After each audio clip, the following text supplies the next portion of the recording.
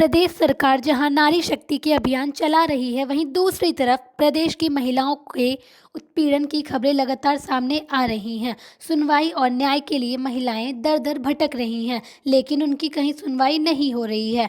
ऐसी महिलाओं की मदद के लिए समाज सेवी संस्थाएं काम कर रही हैं। ऐसे ही एक समाज सेवी संस्था के संस्थापक ने दुधमुही बच्ची की तड़पती मां को उसकी बच्ची से मिलाने का कार्य किया है। संस्था की संचालिका की माने तो बच्ची का पिता धोखे से 7 माह की बच्ची को उसकी मां के पास से ले गया था।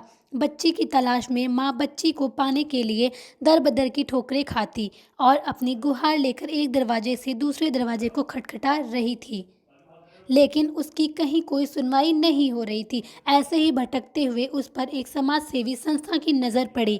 महिला से उस दास्तां सुनने के बाद संस्था के प्रयासों से वो मासूम फिर से अपनी मां की गोद में पहुंच गई है। प्रतापगढ़ की रहने वाली किरण वर्तमान में अपने भाई के पास खोड़ा कॉलोनी गाजियाबाद में रहती है।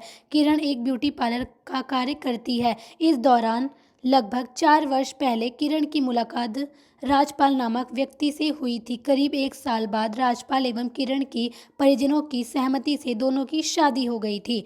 शादी के कुछ समय बाद ही दोनों में झगड़ा शुरू हो गया। इसी दौरान शादी के लगभग 2 वर्ष पश्चात इनके एक बेटी ने जन्म लिया। किरण ने सोचा शायद बेटी के जन्म के बाद राजपाल के व्यवहार में थोड़ा बदलाव आएगा, लेकिन यह उसकी गलतफहमी थी। राजपाल गैर जिम्मेदार पति होने के बाद गैर जिम्मेदार पिता भी साबित हुआ। राजपाल ने अपनी बीमार बच्ची का इलाज भी नहीं कराया। पति के व्यवहार से तंग आकर किरण अपनी बीमार बच्ची को लेकर अपने भैया भाभी के पास आकर रहने लगी। इसी दौरान राजपाल किरण के पास आया और गोद में खिलाने के बहाने बच्ची को लेकर फरार हो गया और बच्ची को अपने भाई के यहाँ गढ़मुक्तेश्वर पहुंचा दिया। किरण ने बताया कि वह बच्ची को पाने के लिए 1 महीने तक खोड़ा थाने से लेकर महिला थाने तक की ठोकरें खाती रही, लेकिन उसकी किसी ने मदद नहीं की। इसी दौरान उसने किसी तरह से सामाजिक कार्यकर्ता रमा श्रीवास्तव से मिली और अपनी आप बीती सुनाई, जिसके बाद रमा की मदद की और उसे गढ़मुक्तेश्वर भेजा और पुलिस से संपर्क कर मेरी बच्ची को मुझे वापस दिलाने का काम किया और 2 दिन में मुझे मेरी बच्ची से मिलवा दिया। बच्ची को उसकी मां से मिलाने वाली रमा श्रीवास्तव का कहना है कि 10 नवंबर को किरण ने उनसे मिलकर अपनी कहानी सुनाई थी। उसके दर्दनाक कहानी सुनकर सिहर उठी। उसने बताया कि उसका पति उसे प्रताड़ित करता है तथा उसकी 7 माह की दूध पीती बच्ची को धोखे से उसके पास से लेकर चला गया था। मैंने तुरंत उसकी मदद करने का फैसला किया। इसके लिए मैं गाजियाबाद प्रशासन से लेकर हापुड़ पुलिस कप्तान तक से मिली। मैंने पूरी तरह वैधानिक तरीके का प्रयोग करते हुए 12 नवंबर को किरण को उसकी बच्ची से मिलवा दिया। रमा का कहना है कि उनकी संस्था का प्रयास रहता है कि समाज को शिक्षित करके समाज में फैली बुराइयों को दूर किया जाए। हमारे पास जो भी मदद के लिए आता है हम उसकी यथासंभव मदद करते हैं। हम भविष्य में भी इसी प्रकार कार्य करते रहेंगे। मेरा नाम रमा श्रीवास्तव है और मैं एक एनजीओ चलाती हूँ, नॉलेस्टिक educational and social welfare trust के नाम पे, और ये करीबन मैं 5-6 सालों से इस पर काम कर रही हूँ। मैम, एक मामला सामने आया है कि एक माँ से उसकी बच्ची बिछड़ गई थी 7 महीने की। किस तरीके से आपको पता चला और किस तरीके से आपने उस बच्ची को दोबारा उसकी माँ से मिलवाया? जी, मेरे पास ये मामला आया था अभी कुछ ही दिन पहले की बात है, और मुझे ये पता चला कि इस तरह से एक है जहाँ पर 7 महीने की बच्ची को उसकी माँ से अलग कर दिया गया है।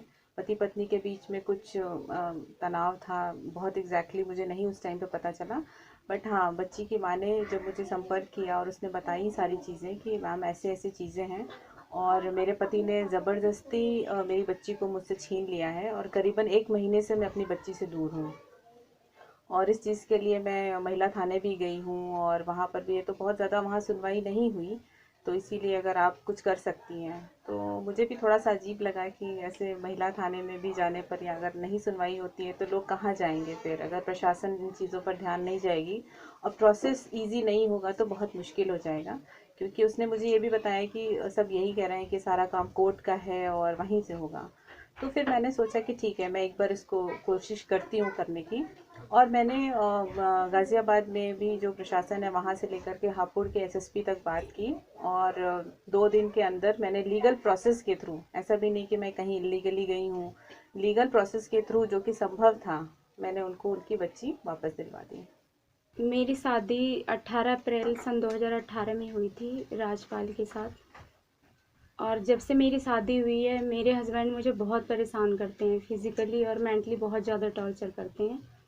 तो कई बार मैं गई भी मतलब पुलिस हेल्प के लिए, तो वहाँ से भी 2 बार मुझे भेजा गया, तो मुझे लगा अब सुधर जाएंगे। तो मेरे हस्बैंड वहाँ से भी नहीं सुधरे, फिर भी मुझे परेशान कर रहे हैं। तीसरे साल मैंने एक बेटी को जन्म दिया और जन्म होने के बाद मेरी बेटी भी उसमें बीच में वो भी परेशान हो रही थी, क्योंकि मुझसे उन्होंने 7 महीने की ही थी तभी मुझसे छीन कर लेकर गए बिना बताए। और मैं इधर उधर भटक रही थी, मैंने फ़ोन भी किया मेरा बच्चा मुझे दे दो, उन्होंने बोला बच्चा तो नहीं मिलेगा। और कह रहे थे कि जब मैं बोल रहा हूँ भैया भाभी के पास चली जा तो वहीं रहना है, या तो फिर जॉब कर, जॉब नहीं करेगी तो मैं कोई खर्चा नहीं चलाऊँगा, और जॉब करेगी जब भी मेरे साथ रह सकती है। तो मैं यहाँ से गई, फिर मैं अपनी बच्ची के लिए इधर उधर भटक रही थी। फिर उसके बाद मैं चौकी पर गई, खोड़ा चौकी, और थाने भी गई, वसुंधरा थाने, खोड़ा थाने गई, कनावनी चौकी गई। सबसे मैंने हेल्प मांगा, सब मुझे कह रहे थे तुम्हें कोर्ट ही जाना पड़ेगा, कोर्ट ही जाना पड़ेगा। जब मैं बता रही हूँ कि बाप इस लायक नहीं है कि मेरी बच्ची की परवरिश अच्छी कर सके, तो किसी ने मेरी मदद नहीं की। और मैं बहुत रो रही थी, आए दिन जाती वहाँ पर। पुलिस ने 1-2 पुलिस ने मुझे ये भी बोला कि क्या कहते हैं, कोई हॉस्पिटल नहीं है जो यहाँ की दवाई नहीं सूट कर रही है तो वहाँ की दवाई से सूट हो जाएगा।